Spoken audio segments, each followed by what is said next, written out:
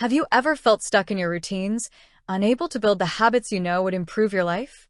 Or maybe you've set goals, but found it challenging to make them stick.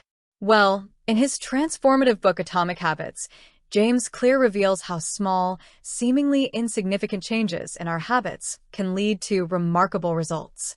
Today, we'll dive deep into it that help you will unlock the secret to lasting personal growth and lasting change. Let's get started. Habits are the compound interest of self-improvement. Small actions may seem trivial in the moment, but as they accumulate over time, they can lead to exponential growth. Think about it. A penny doubled every day grows into over $5 million in just 30 days. Likewise, small habits, practiced consistently, can transform your life in ways you may not even expect. Atomic Habits teaches us that every habit we form, whether good or bad, compounds. Just like money in a bank account, habits build over time, creating momentum in the direction we're headed. If you keep making bad decisions day after day, those decisions add up, and before you know it, you're stuck in a rut. On the other hand, when you focus on improving by just 1% each day, you'll see that improvement multiply over time and dramatically enhance your life. One of the most powerful concepts in Atomic Habits is the idea of the 1% rule. It's simple. By improving just 1% every day, you'll be 37 times better by the end of the year. These small changes may not seem like a lot at first, but they compound, and soon you'll be amazed at how far you've come. Imagine applying this to every area of your life, your health, your work, your relationships. Over time, that 1% growth turns into massive transformations. Clear goes on to explain the four-step habit loop that governs every habit we form. First, we have the cue. This is the trigger that starts the habit.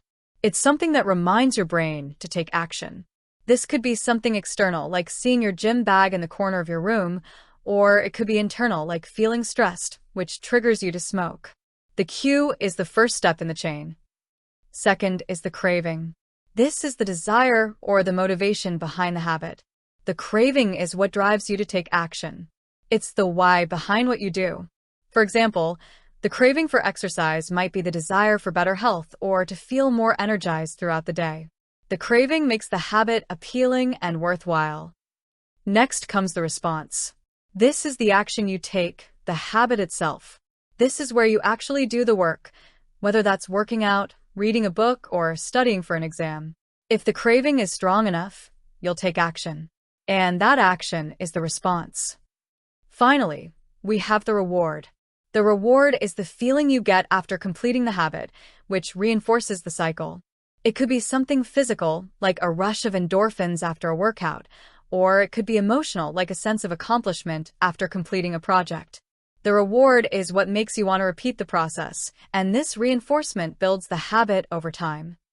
Clear explains that to build good habits, you need to focus on all four of these elements: the cue, the craving, the response, and the reward. The most powerful way to shape your habits is by designing your environment so that these steps work in your favor. You can do this by making the cues for your good habits obvious, making the cravings attractive, making the responses easy, and making the rewards satisfying. Let's break that down further. The first law of behavior change is make it obvious. The more obvious the cues are for your habits, the more likely you are to act on them. For example, if you want to drink more water, place a water bottle on your desk, within arm's reach. If you want to read more books, keep the book you're currently reading on your nightstand so you see it every night. By making your cues visible, you reduce the mental friction needed to start the habit. Next, we have make it attractive. Clear suggests pairing something you enjoy with something you want to do. For instance, listen to your favorite podcast or audiobook while you're working out, or enjoy your favorite tea while reading. This association makes the habit more appealing, which increases the likelihood that you'll stick with it. The key is to make the process as enjoyable as the reward. The third law is make it easy. One of the biggest reasons people fail to stick with their habits is because they make the process too complicated. If you want to exercise more, don't commit to working out for an hour every day right off the bat. Start small, just 10 minutes, and work your way up.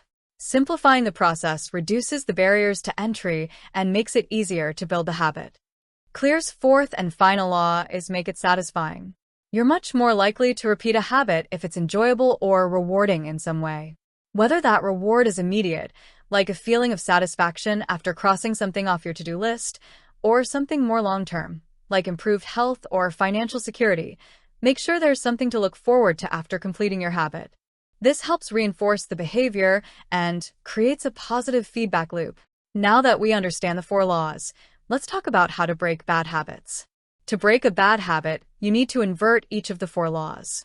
For example, to make the cue for a bad habit invisible, remove the triggers from your environment.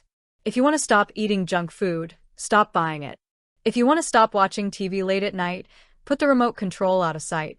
By making the cues for bad habits invisible, you reduce the likelihood of acting on them. Next, make the craving unattractive. If you associate negative emotions or consequences with a bad habit, you'll be less likely to do it. For example, think about the long-term health consequences of smoking or eating unhealthy foods. Reframe your thinking so that the bad habit becomes less appealing. The third step is to make the response difficult. The more friction you create around a bad habit, the less likely you are to act on it. If you want to stop binge-watching TV, delete the streaming app from your phone, or set a timer so you can't watch for hours. The harder it is to access the habit, the less you'll engage in it. Finally, to break a bad habit, make the reward unsatisfying. If you remove the immediate gratification, it becomes easier to let go of the habit. For example, if you want to quit smoking, think about the negative effects it has on your body and the money you're wasting. Make the reward unsatisfying by focusing on the downsides. Another key takeaway from Atomic Habits is the importance of identity. Clear emphasizes that the most effective way to create lasting change is by focusing on who you want to become, not just on what you want to achieve. Instead of saying, "I want to lose weight," say, "I am someone who takes care of my body." Instead of, "I want to be a writer," say, "I am a writer." By aligning your habits with your identity, you're more likely to stick with them because they become a part of who you are, not just something you do. True behavior change happens when you adopt a new identity. The goal isn't to build habits for the sake of achieving goals, but to change who you are at your core. When your habits align with your identity, they become effortless, automatic, and much more likely to stick. In conclusion, Atomic Habits teaches us that small changes, compounded over time, lead to extraordinary results. By focusing on making tiny improvements every day and aligning your habits with your identity, you can transform your life in ways you never thought possible. Remember, the key to lasting change lies not in dramatic shifts, but in consistent, small actions that gradually compound over time. If you found this summary helpful, don't forget to like, share, and subscribe for more content like this.